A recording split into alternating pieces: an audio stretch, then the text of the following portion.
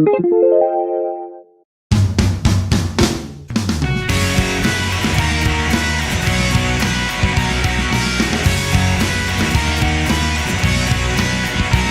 guys, it's sunny outside and I decided to come out to film the intro before I jump into today's video. And I'm sorry it is late. It's supposed to be uploaded on Friday, but I had a lot of things that I had to do this weekend. I am an ambassador, speaker for my blind school where I got my guide dog, so I had to prepare for that.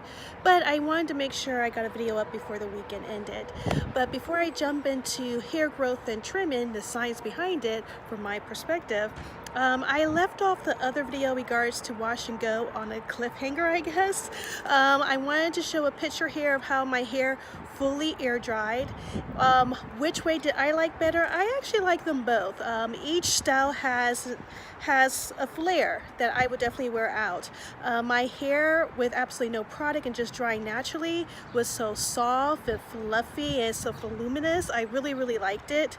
The detangling, as long as I drenched my hair and just let the conditioner sit, I didn't have any damage on my hair. So I really liked it. So I did want to wrap up that video of what the results were. So I'll do a cutaway of the picture here of my hair fully air dried. But yeah, this video is about the hair science behind hair growth and trimming and some of the unique things that the natural world has been doing on trying to make their hair grow, such as using Vicks Vapor Rub on their noggin, scalp massages, things of that nature. So I will touch on that as well. So let's go ahead. And I also did an impromptu informal length check where I am right now. I'm going to be 2 years big chop this coming March, so pretty excited about that. So yeah, I did a really quick length check as well. So I'll see you guys later. Like I always say, be you, stay true, be naturally.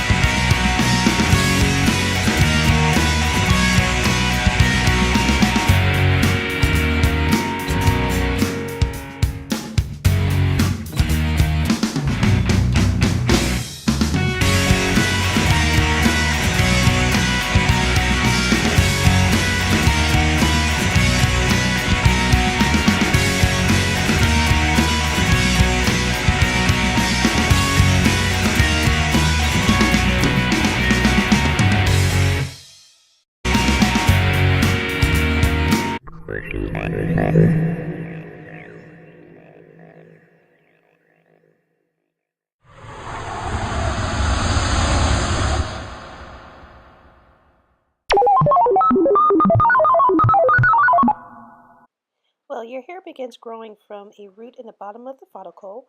The root is made up of cells of protein, and blood from the blood vessels in your scalp feeds the root, which creates more cells and makes the hair grow. The hair gets pushed up through the skin as it grows, passing an oil gland along the way. Now let's talk about hair growth cycle. The hair on the scalp grows about 0.3 to 0.4 millimeters a day, or about 6 inches per year. Unlike other mammals, human hair growth and shedding is random and is not linked to any seasonal changes. At any given time, a random number of hairs will be in one of those 3 stages of growth and shedding, the anagen, ketogen, and telogen stages. Anagen is the active phase of the hair. The cells in the root of the hair is dividing rapidly and new hair is formed and pushes the club hair, the hair that has stopped growing or is no longer in the anagen phase, up the follicle and eventually out through the scalp. During this phase, the hair grows about 1 centimeter every 28 days. Scalp hair stays in this active phase of growth for about 2 to 6 years. Catagen phase is a transitional phase, and about 3% of all hairs are in this phase at any time. This phase lasts for about 2 to 3 weeks. Growth stops and the outer root sheath shrinks and attaches to the root of the hair. This is the formation of what is known as cub hair. Telogen is the resting phase and usually accounts for 6 to 8% of all hair. This phase lasts for about 100 days for the hairs on the scalp and longer for the hairs on your eyebrows, eyelash, arm, and leg. During this phase, the hair follicle is completely at rest and the club hair is completely formed. This is when you're usually getting your shedded hairs. So ladies, your hair grows all from your scalp. Your scalp and the root ball is fed by your arteries that brings oxygenated blood to the hair ball or the hair root, and the veins takes the deoxygenated blood away and back to the heart. Since all hair growth is originated from the scalp, trimming has absolutely nothing to do with making your hair grow longer. That is a big myth. It just keeps the state of your hair in retention healthier, but it has absolutely nothing to do with hair growth itself. Thank you. All the sources below.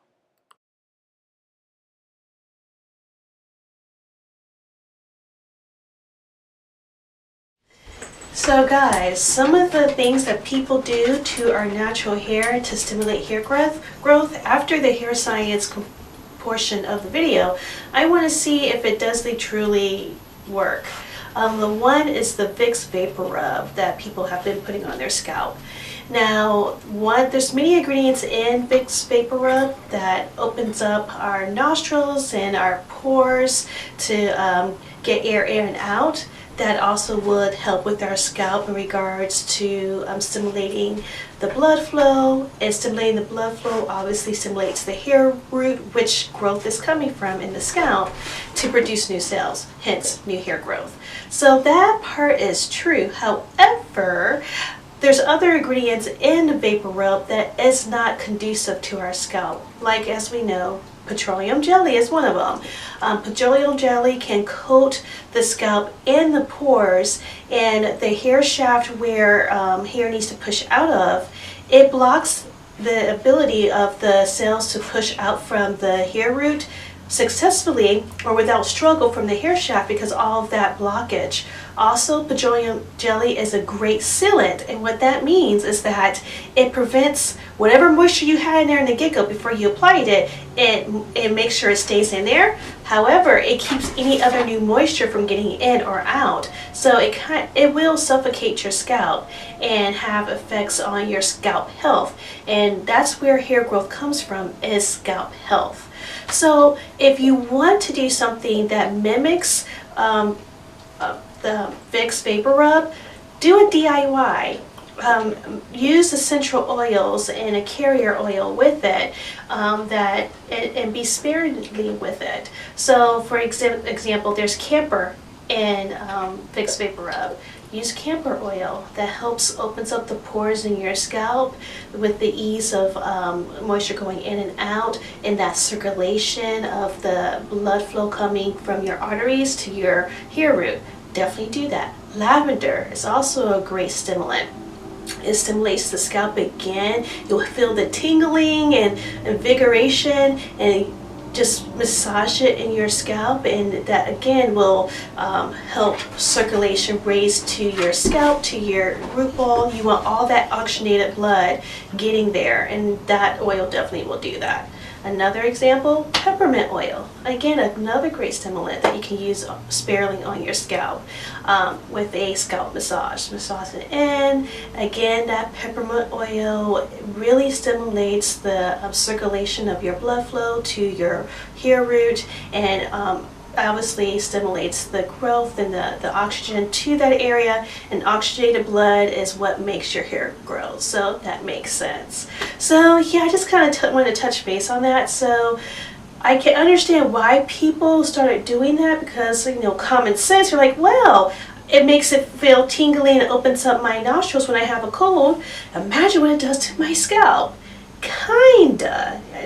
You can't always make an assumption or a conclusion without actually understanding the mechanics behind it. So there's components to Vicks Vapor Rub that can stimulate hair growth. However, all the other ingredients is not used for scalp health, and scalp health is imperative for hair growth. So just keep that in mind. Anytime you want to jump to a conclusion or make an assumption, step back, do some research, and really think, does the whole entire component of this product do what I need to do?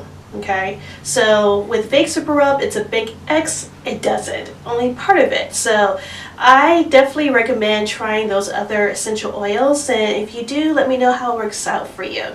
The second thing that a lot of women do is massage their scalp, do scalp massages. Does this really work?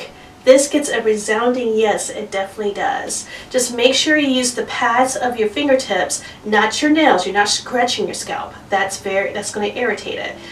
To get healthy hair growth, it's all about scalp health.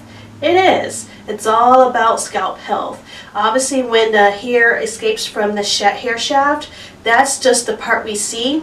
Those are dead cells, and that's about retaining lift. That's a totally different story. But growth of your hair is all about your scalp health. So when you do very nice, soft scalp massages, that is definitely bringing the blood flow close to the surface and bringing a lot of oxygenated blood to the hair root, which is what produces from that oxygenated blood.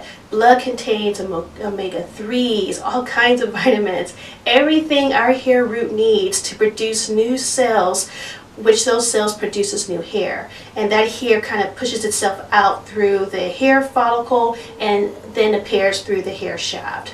So scalp massages I'm all for. Definitely use one of the essential oils or one of your favorite oils or moisturizers. I know some ladies use those massage hair brushes that are really popular on YouTube. I don't have one of those. I don't think it's necessary. I could just use my fingers. Does the exact same thing. So yeah, I just wanted to kind of bring up those two really popular ways of what people been using for hair stimulation for growth, and just what my perspective and my thoughts are after going through that hair science portion of this video and what my research has shown. So I hope you guys enjoyed it. My next video next week with hair science is going to be about hair porosity. So and I'll also let you know what my hair porosity is as well. So I hope you guys enjoyed this video, and I'll see you guys next week. Bye!